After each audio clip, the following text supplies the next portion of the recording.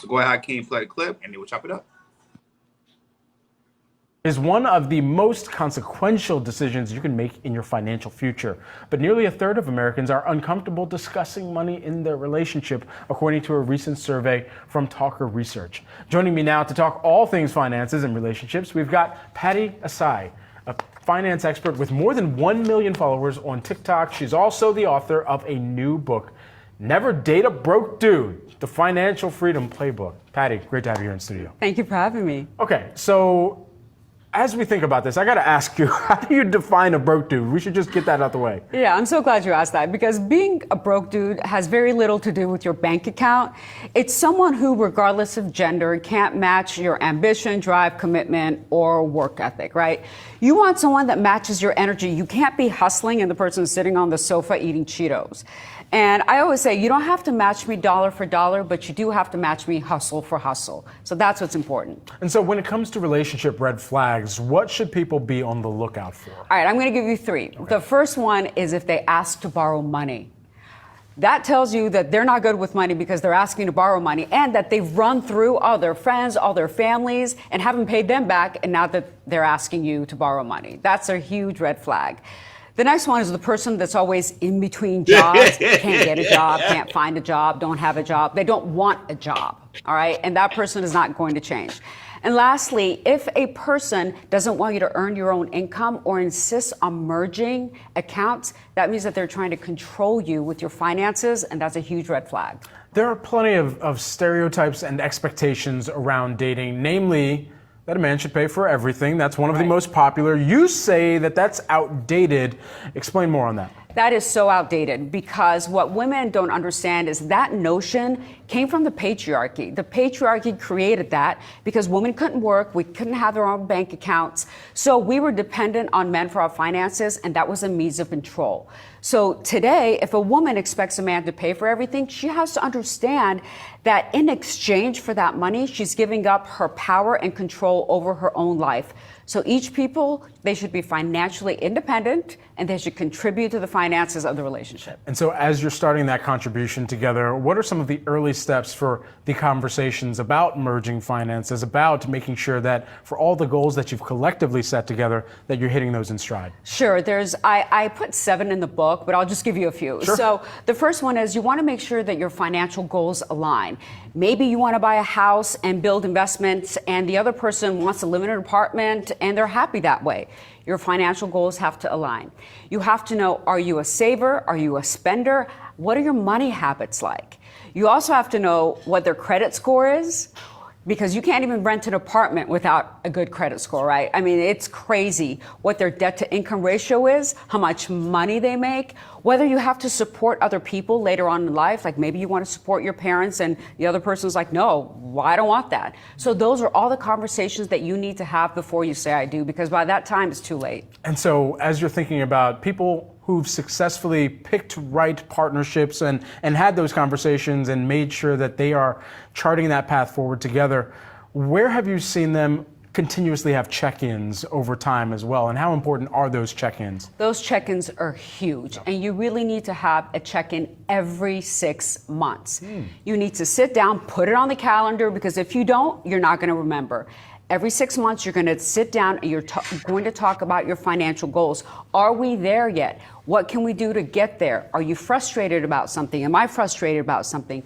Get those out on the table, because that's going to help you in the long run. Just lastly, while we have you here, how do you understand perhaps the changes that need to be made when your financial priorities change as well over time? Say you're starting a family, or say you're looking to own a home in the future. Right.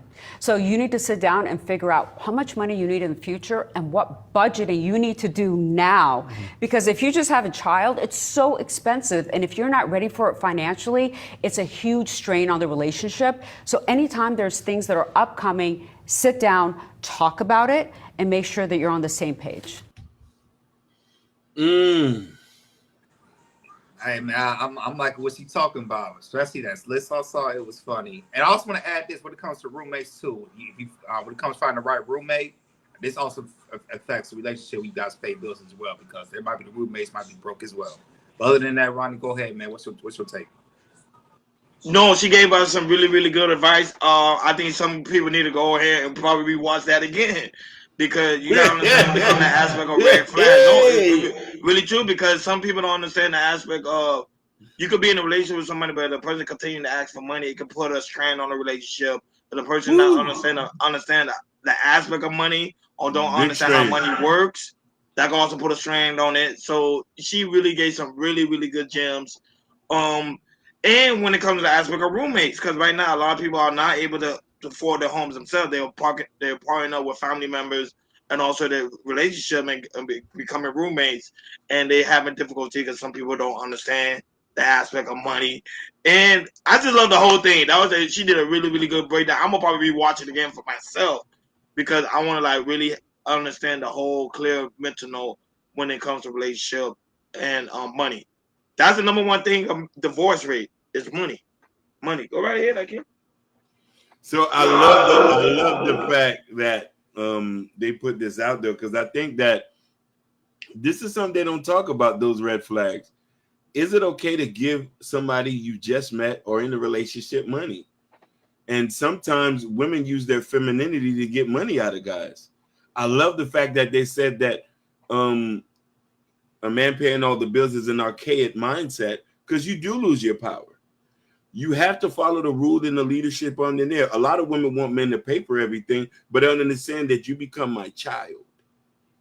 You are my child now. Get in there and fix me something to eat now. Oh, I need $600 for my car. Who you going with? Who you on the phone with? I'm just going with Sharmika. You can't go with her no more. I like that though. So which woman is ready to give up her power for bills to be paid?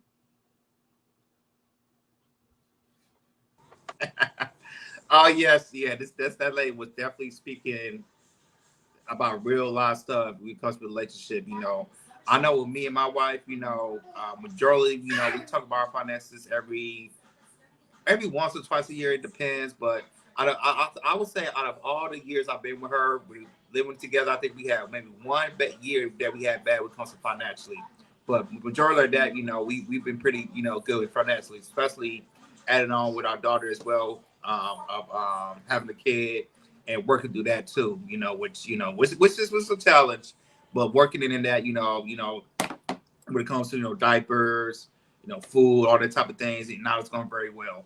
But yeah, man, I'm blessed to be in a marriage that we because of finances, everything we could talk about it. We don't we don't have any financial struggles when it comes to bills. We do take vacations, which I'm happy about. Having money for that too, and also money for saving as well. So, but yeah, just people, if you find the right partner, and y'all can talk really about your financials, and it's really no big deal. And that's to start off with a good, nice, great relationship. But you said when you start asking for money, keep asking for money every other week and everything about comes to phone bill, electric bill, anything like that. We keep asking once a month. But yeah, that's a real big problem. That's a real big problem because it just tell people it just tell you that person that you with don't know how to manage money. So yeah, being in a relationship, and also, both of y'all have, talk about finances is highly important because, that's one of the things that could break off a relationship because it's finances. So there you go.